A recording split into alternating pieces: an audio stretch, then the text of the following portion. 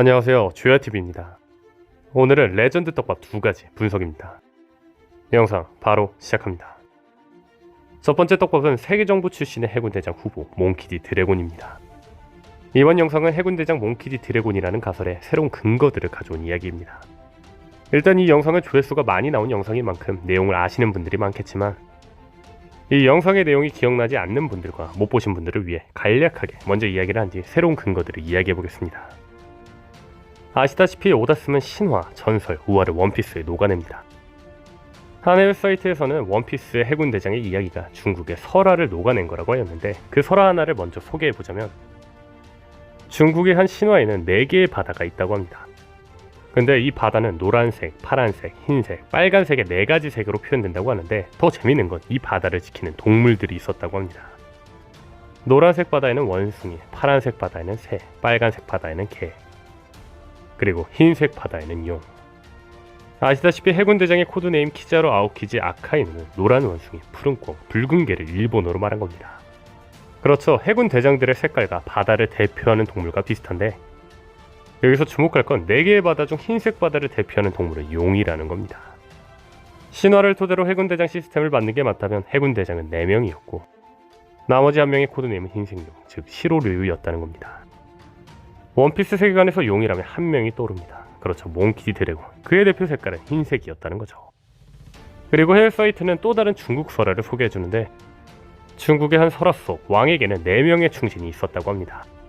그 충신의 왕관의 모양은 각자 달랐는데 한 명은 원숭이, 한 명은 개, 한 명은 꿩, 한 명은 새 모양을 하고 있었다고 하죠.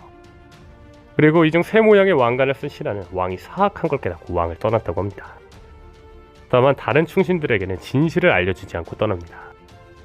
그리고 다른 충신들 중 개는 충성심이 강해 새가 떠나도 왕이 무언가를 저질렀을까 생각하지 않고 그냥 왕을 믿으며 엄청난 충성을 다했고 원숭이는 바보여서 새가 떠나도 아무 생각이 없었고 그리고 꿩은 새가 떠났지만 무언가를 하기에는 너무 게을렀죠. 이 신화들을 비교해보면 이 모든 게 원피스 속의 대장들과 너무 비슷합니다. 세계 정부의 단호한 정의를 따르는 아오키지, 붉은 개, 뭔지도 모르고 그냥 따르는 키자루, 노란 원숭이, 모든 걸 귀찮아하는 아오키지, 푸른 꿩. 즉, 이 설화는 아카이누의 해군과 절대 정의에 대한 충성심, 그리고 키자루의 우둔함, 아오키지의 게으름을 담아놓았는데 왕의 사악함을 보고 떠난 새는 앞선 이야기 중 1명, 흰색용이 몽키디 드래곤을 의미하는 게 아닐까라는 겁니다. 그렇죠, 원래 해군대장은 아카이누, 아오키지, 키자루, 드래곤 4명이었지만 드래곤은 왕의 사악함, 즉 세계정부의 사악함을 보고 떠났다는 거죠. 그리고 드래곤의 코드명은 흰색용, 일본어로 시로리유였던 거죠. 자, 해당 영상에 대한 간략한 설명이 끝났으니 새로운 근거를 이야기해보겠습니다. 제가 새롭게 생각한 근거는 바로 설화 속 근거인 드래곤의 대표 색깔 흰색입니다. 앞선 설화대로라면 드래곤을 상징하는 색깔은 흰색입니다. 근데 여기서 주목할 건 해군대장들의 색깔은 자신들의 정의감과 성격을 대변합니다.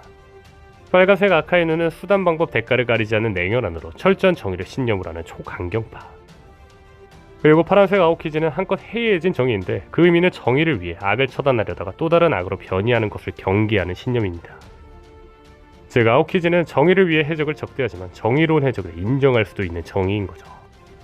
노란색 키자루는 애매한 정의로 전략적이고 현실적인 정의관의 소유자입니다. 악은 제거하되 경우에 따라 정의를 위해서라면 악을 이용해도 된다는 전략가의 모습으로 보이죠. 다음 보라색 후지토라는 평소엔 유하지만 자신이 필요하다고 생각하는 것엔 고집을 꺾지 않은 강인한 성격입니다. 이에 걸맞게 후지토라는 진실된 정의를 위해 희생을 불가피하게 여기면서도 정의가 폭주하지 않도록 견제를 하기도 하죠. 근데 여기서 주목할 건 보라색 후지토라의 정의감과 성격은 아오키지와 아카이누를 섞어놓은 것 같다는 겁니다. 민간인 피해가 발생할 수 있는 상황에서도 칠무회라는 제도를 폐지를 하면서도 정의를 위해 같은 편인 칠무회가 아닌 해적인 루피에게 배팅하는 모습. 마치 정의를 위해 희생을 불가피하게 여기면서도 아카이누의 성격과 정의가 폭주하지 않도록 하려는 아오키지의 성격이 섞여있죠. 그렇다면 주목할 건 삼원색입니다. 그렇습니다. 보라색 후지토라는 빨간색 아카이누와 파란색 아오키지를 섞어놓은 것 같은데 실제 빨간색과 파란색을 섞으면 보라색이 된다는 겁니다. 저는 이게 오다스미 노린 떡밥이라고 생각합니다. 저는 이러한 논리로 파란색과 노란색을 섞으면 초록색이 되는 것처럼 초록 속 로큐규의 정의감과 성격은 파란색 아오키지와 노란색 키자루를 섞어놓은 게 아닐까라고 예상을 했죠. 즉 로쿠규의 정의관은 현실적으로 정의를 판단하는 타입, 다시 말해 해적이 정이라면 해적편에 붙을지도 모른다는 이야기죠. 저는 이러한 근거로 인해 로쿠규는 루피인에게 엄청난 힘이 되줄 아군이 되지 않을까 생각이 듭니다.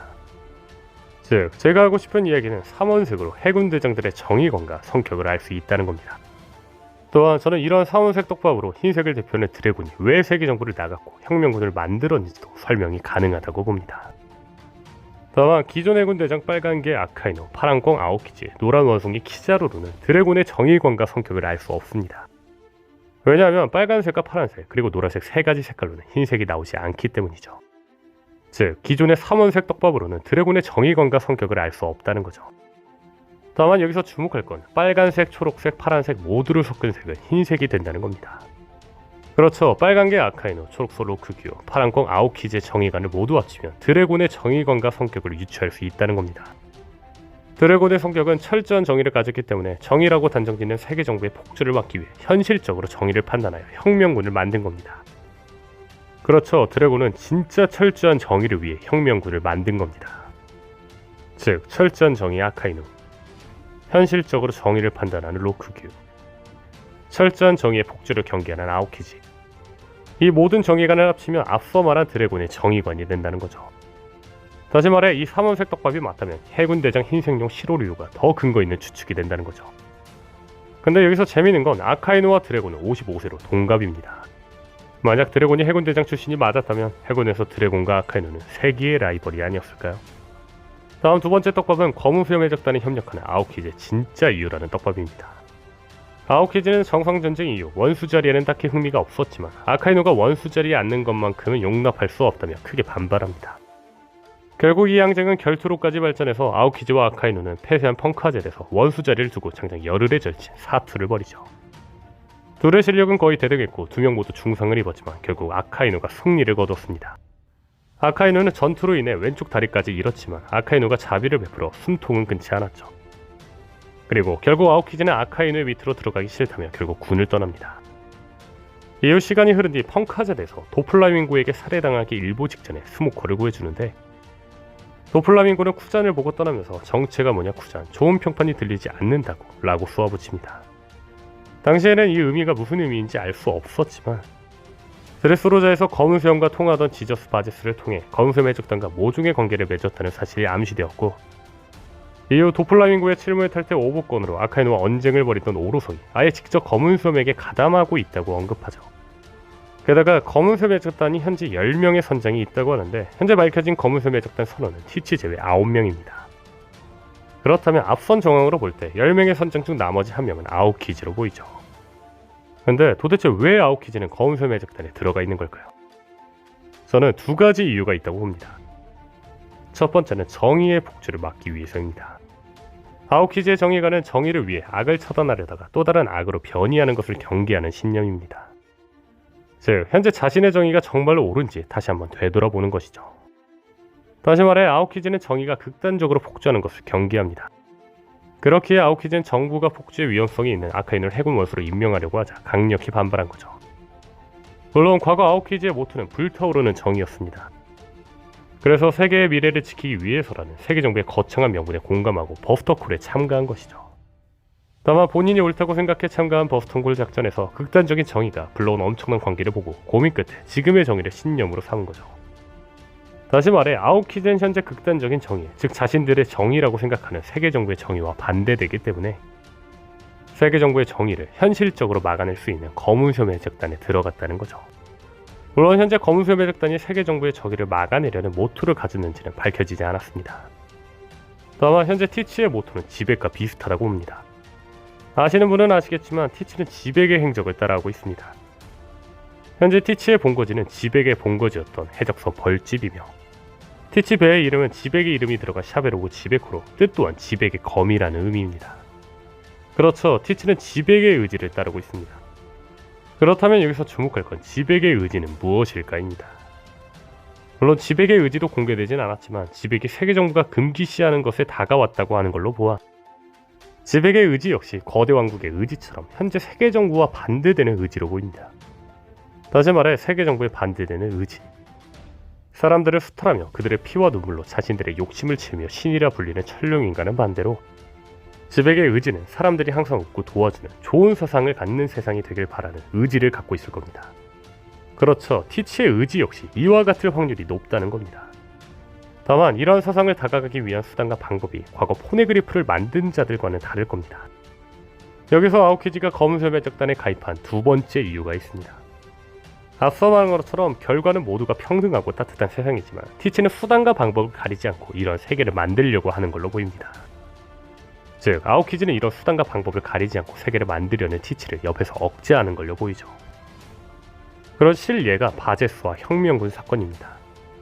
사보에게 당한 바제스는 사보를 몰래 쫓아 드레스로자에서 본거지로 돌아가는 혁명군의 배에 숨어탔고, 혁명군의 숨겨진 섬 바르티고를 발견한 바제스는 검은수염의 적단에게 혁명군 본부의 위치를 알려줬습니다. 다만 혁명군은 검은수염의 바르티고 공격에서 무사히 탈출해 엠프리오 이반코프가 다스리는 유아프만 왕국으로 혁명군 총본부로 이전을 했죠. 도대체 혁명군은 어떻게 검은수염의 적단에게 어떤 피해도 받지 않고 무사히 유아프만 왕국으로 갔을까요? 그렇죠. 현재 검은수염의 적단 소속인 아오키지가 가르쳐준 게 아닐까 싶습니다. 즉 아오키지는 옆에서 정의로운 혁명군을 파괴시키려는 티치의 방법과 수단을 억제시키려는 거죠. 다만 혹자들은 이야기할 겁니다. 아오키지의 목적은 천룡인의 정의와 수단의 반대를 위한 목적이라면 혁명군에 들어가는 게 맞지 않냐. 하지만 혁명군의 목적은 세계정부 그 자체의 전복이 아닌 지배로서 군림하며 정부를 부패 타락시키고 있는 천룡인들을 끌어내는 것입니다. 다만 지백의 의지, 즉 티치의 목적은 세계정부를 전복하여 과거 거대 왕국의 사상과 의지를 위한 나라로 다시 태어나려고 하는 걸로 보입니다. 사실 새로운 나라를 만들다기보다 미래에 펼쳐질 거대한 전쟁으로 인해 이 개혁은 어쩔 수 없이 이루어질 것이고, 이 전쟁에서 승리해 지금의 사상이 아닌 거대 왕국의 사상을 기틀로 한 세계를 원했던 걸로 보이죠. 즉 아오키지는 이런 어쩔 수 없는 상황에서 정의를 위해 세계정부가 아닌 티치를 선택한 거죠. 개인적으로 아오키지는 티치가 정의를 위한 방법이라 생각했지만 루피를 보고 루피에게 모든 걸 걸고 희생을 하며 최후를 맞이하지 않을까 싶네요. 오늘 영상은 여기까지입니다. 시청해주셔서 감사합니다.